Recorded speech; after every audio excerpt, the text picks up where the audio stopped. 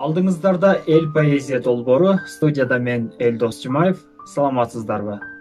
Бүгүнкү эл поэзия долбоорубуздун 9-чу чыгарылышында биз Октябрь Кулукеев агабыздын калемине таандык болгон Самордун чайы аттуу чыгарманы сиздерге сунуштайбыз.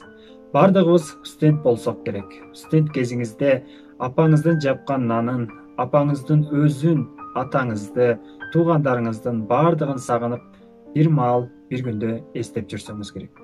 Ошол сагынычты кагаз бетине түшүрүп, жакшынакай чыгарманы жараткан Октябрь Кулукеев агабызга ыраазычылык билдирип, ошол чыгарманы тыңдашка сиздерди чакырамын.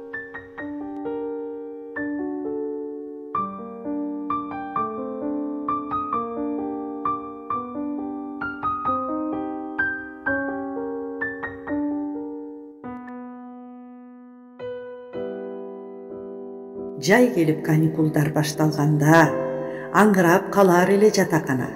Коштошуп достор менен тарачубуз, күн калбай күйүп учуп айыл жака.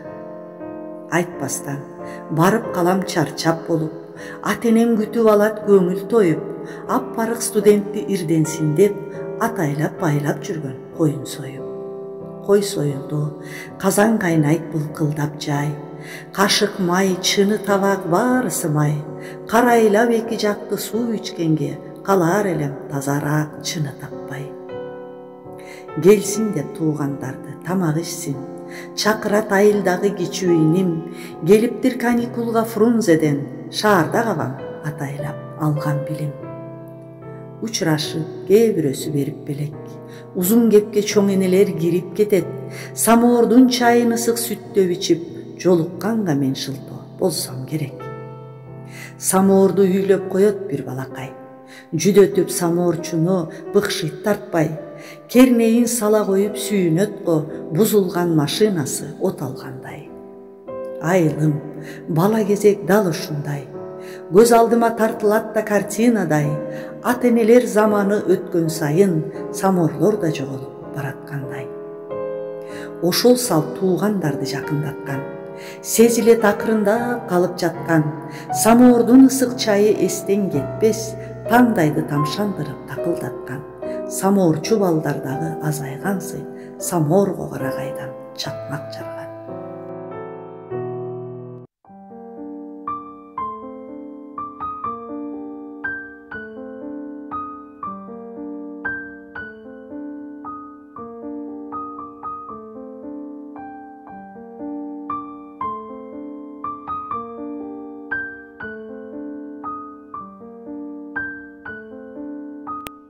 Мынакей урматтуу достор, сиздер дагы студенттик күнүңүздөрдү эстеп, бир жолу жылмайып алдыңыздар болуш керек.